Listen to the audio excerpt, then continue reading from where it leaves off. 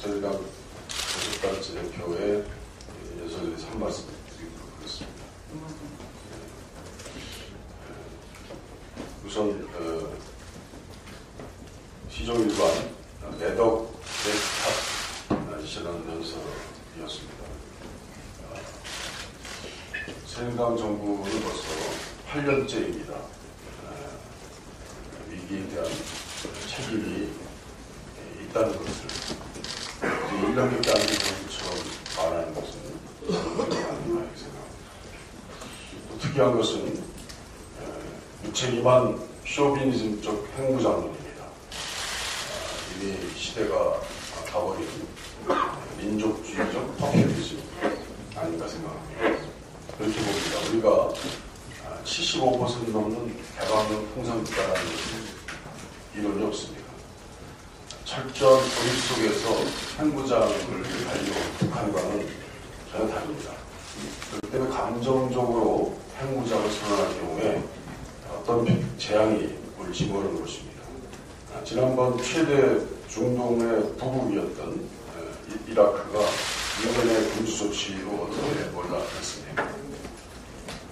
이란이라든지 파키스탄이나 인도 같은 핵무장을 추구해왔던 국가들이 핵을 포기하는 이유가 무엇이겠습니까? 한국의 독자적 핵무장은 경제적 방어수단이 될 수도 없고 특별한 무기가 될 수도 없습니다. 우리 경제의 장송복에 불과합니다. 생각을 바꾸셔야 합니다. 여당 대표가 그런 비현실적인 주장을 하게 되면 국민들이 얼마나 불안하겠습니까?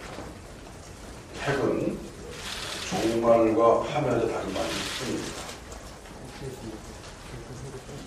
원희철 대표는 청년희망기본법 제정도 제안했습니다. 그 취지는 동감합니다. 현실의 어려움을 고통받고 있는 청년들을 위한 범정부 차원의 특단의 대책이 필요하다는 것 우리도 적극 공감합니다. 그래서 저희는 협상 과정에서 청년 일자리 고용 특별법을 저희 주장했습니다. 그러나 새누리당은 부인했습니다. 이유는 여러 가지입니다만 너무 특혜를 줄 수 없고 형평이 맞지 않는다는 것입니다만 지금 형평 따질 수 없습니다. 청년 희망에 대한 우리 당의 입장은 무조건 부인하면서 새누리당의 청년희망기본법은 너무 비현실적입니다. 평생 비정규직과 불안정한 일자리 마련을 청년 대책이라고 내세우면 어떡하겠습니까? 청년들에게 평생 열정 기회를 요구하겠다는 탄원일 뿐입니다. 청년을 방패막이로 삼아 오로지 재벌을 위한 노동 계약을 포장하려 한다면 청년희망기본법은 청년희망 고문법에 지나지 않게 됩니다. 더 이상 청년을 속여서는 안 됩니다. 또 원희철 대표는 보건의료 분야의 59만 개 일자리 창출이 기대된다고 하면서 서비스 발전 기본법 처리를 요구했습니다. 처음에 박근혜 대통령도 오늘 연설하시겠습니다만 서비스 산업발전법의 보건의료 분야를 제외한다고 했었습니다.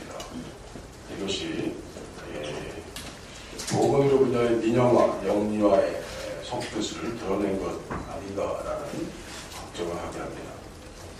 지금 갑작스럽게 보건의료 분야에서 59만 개 일자리를 어떻게 창출할 것인지에 대한 기본적인 계획이 없습니다만 설사 그것이 가능한 출구가 있다 하더라도 그것은 재벌 대기업이 보건의료 분야에 진출해서 돈벌이 수단을 하겠다는 건 아니겠습니까? 이 정부의 천박한 인식이 정말 개탄스럽습니다. 보건의료 분야가 재벌들의 보건의료 민영화, 영리화를 수단으로 그곳에 진입하려고 하는 출구가 된다면 결코 국민들은 국민의 생명과 건강을 담보로 무차별적인 돈벌이에 나서는 박근혜 정부를 기대하지 않을 것입니다. 오늘 이런 내용들이 대통령 연설에 포함되기를 기대합니다. 잠시 대통령 연설이 있게 됩니다. 이 문제뿐 아니고 한반도 안보 위기를 빌미로 또다시 지난 3년간의 반복된 무책임한 남탓 공세와 야당에 대한 겁박이 이어진다면 더 이상 이 정부에 대한 희망을 국민들은 포기할 것입니다. 박근혜 정부도 지난 이명박 정부 5년에 이어서 임기 후반기인 4년 차에 접어들었습니다. 9년 차에 이루어진 총체적 경제 실패, 경제 난국, 경제 위기에 대한 범정부에 대한 책임과 그것을 전환시키기 위한 범정부적인 총력을 다한 각오를 보이셔야 국민들은 그래도 조금이라도 기대하지 않겠나 이런 생각합니다. 무책임한 거짓 보고로 국민 기만한 홍영표 장관에 대해서 말씀 안 할 수 없습니다. 개성공단 북한 근로자 임금이 핵과 미사일 개발에 적용됐다는 홍영표 장관의 발언이 거짓말이었음이 밝혀졌습니다. 스스로 인정했기 때문입니다. 변명이 작은 거짓말을 만들고 작은 거짓말이 큰 거짓말을 만드는 꼴이 됐습니다. 홍 장관은 어제 외통위에 출석한 자리에서 개성공단 임금의 북한 노동당 서기실 상납 의혹과 관련된 본인의 발언이 모두 와전됐다 이렇게 고백했습니다. KBS에 출연해서 개성공단에 지급된 현금의 70%가 노동당 39호실에 흘러들어가서 미사일 개발에 전용됐다고 했던 주장을 바로 뒤집었습니다. 이 엄중한 시국에 통일 정책 최고의 당국자가 불과 이틀 동안 구체적 증거가 있지만 공개할 수 없다는 말이었습니다. 그리고 증거를 확인할 수 있는 것처럼 말했지만 말 바꾸기는 아니냐는 정반대의 발언을 쏟아내면서 국민들을 더 큰 혼란으로 몰아넣고 있습니다. 이 같은 참사의 배경은 개성공단 폐쇄 명분을 찾으려 있지도 않은 사실을 꾸며낸 것에 기인합니다. 그러다가 안팎에서 유엔 결의안 위반 논란이 터져나오자 부랴부랴 꼬리짱 의식 때문에 나선 것입니다. 이 때문에 애꿎은 개성공단 입주 기업들은 줄지에 북한의 핵과 미사일 개발에 협력한 이들도 매도됐습니다. 용서할 수 없는 일입니다. 사과해야 합니다.